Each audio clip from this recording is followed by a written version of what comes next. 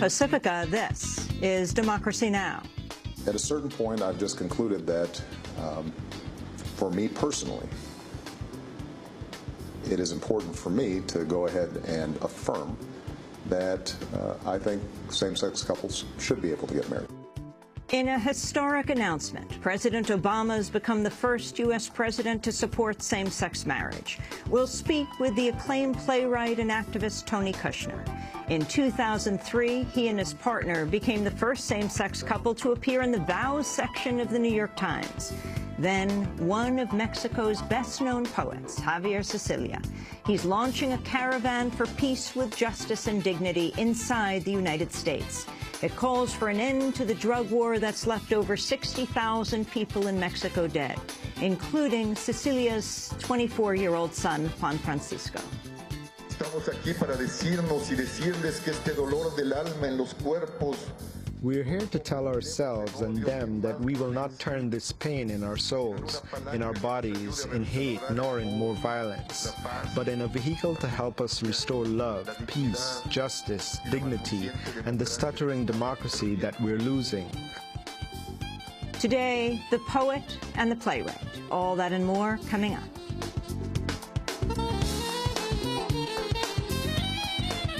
Welcome to Democracy Now!, democracynow.org, the War and Peace Report. I'm Amy Goodman. President Obama's publicly declared his support for same-sex marriage, becoming the first U.S. president to do so. In an interview with ABC News, Obama said his stance had partially evolved through the indirect influence of his daughters. Malia and Sasha, it wouldn't dawn on them that somehow their friends' parents would be treated differently. It doesn't make sense to them. And frankly, that's the kind of thing that prompts a change of perspective. Obama chose to address the issue days after Vice President Joe Biden declared his support for same-sex marriage, which had set off new calls for Obama to clarify his stance.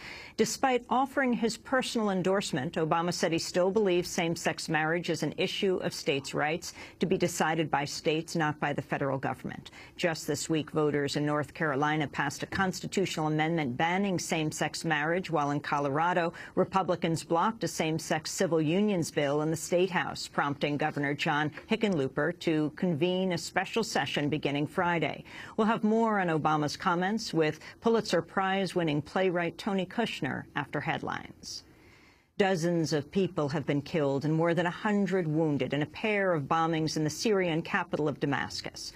One of the blasts struck near the headquarters of Syria's intelligence services. It was one of the deadliest attacks to hit the regime of Syrian President Bashar al-Assad in the 14 months since an anti-government uprising began.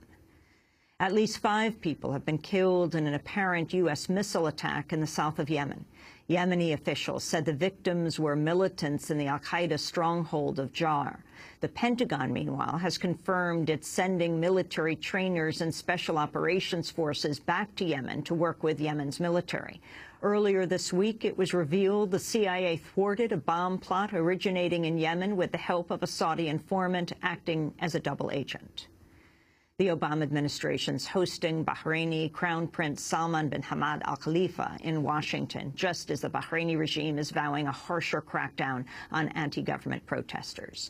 Appearing with Al Khalifa at the State Department, Secretary of State Hillary Clinton failed to directly mention the repression of protests, referring only to Bahrain's, quote, internal issues. Bahrain is a valued ally of the United States. We partner on many important issues of mutual concern to each of our nations and to the regional and global concerns as well.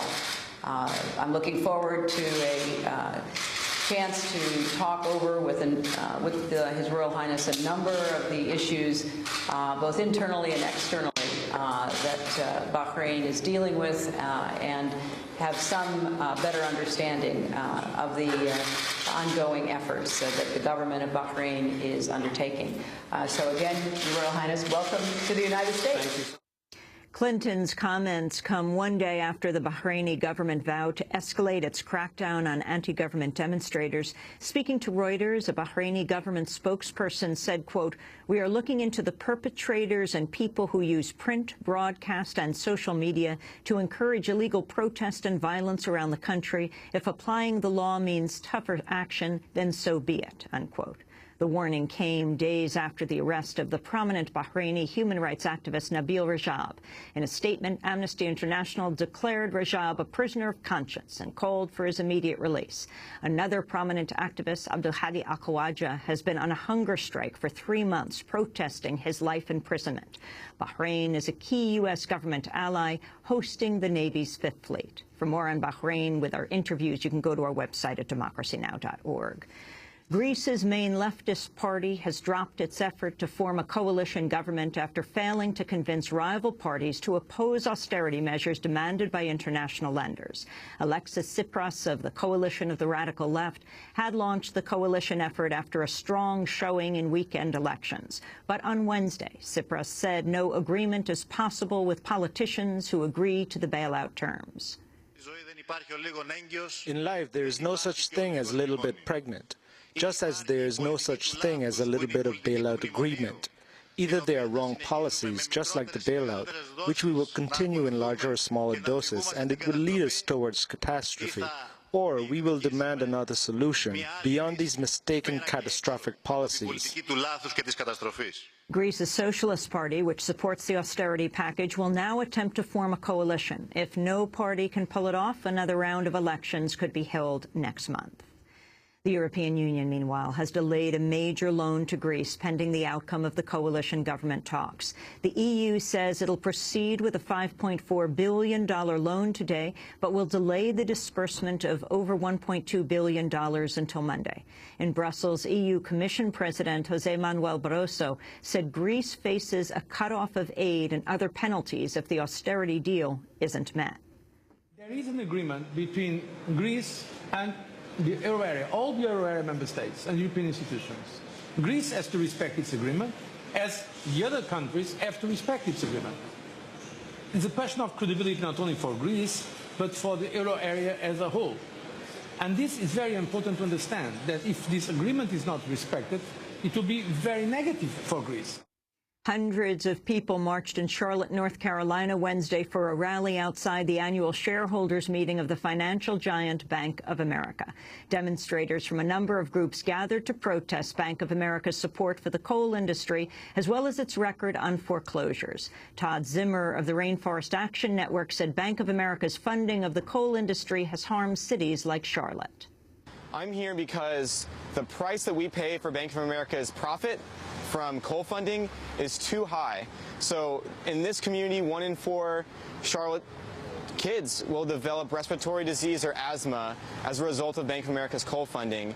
And not only that, but Bank of America's funding for coal is putting the entire future of our planet at risk because it drives runaway climate change.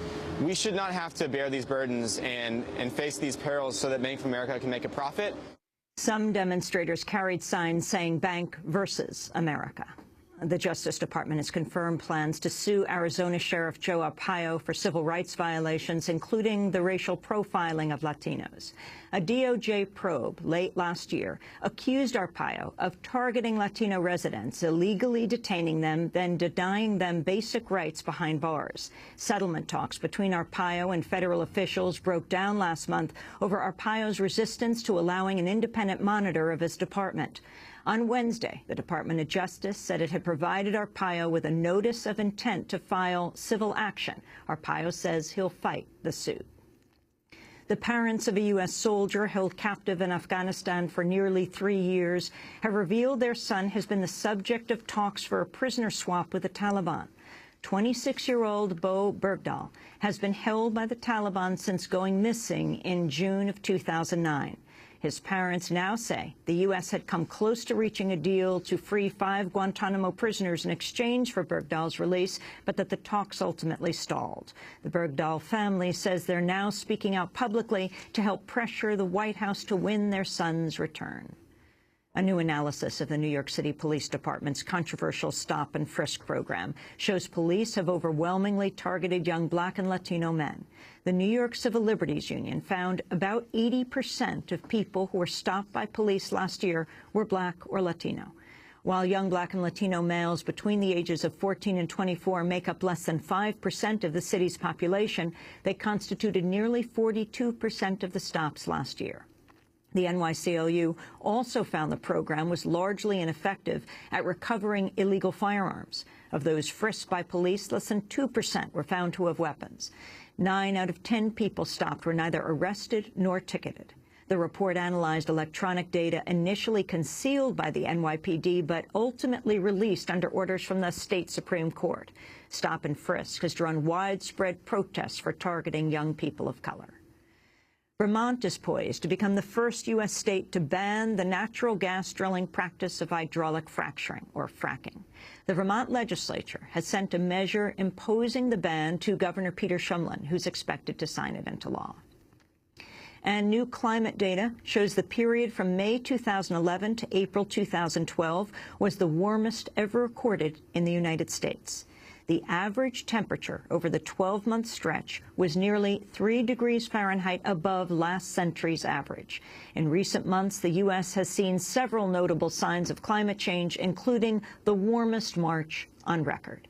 And those are some of the headlines. This is Democracy Now!, democracynow.org, The War and Peace Report. I'm Amy Goodman. And I'm Juan Gonzalez. Welcome to all of our listeners and viewers around the country and around the world.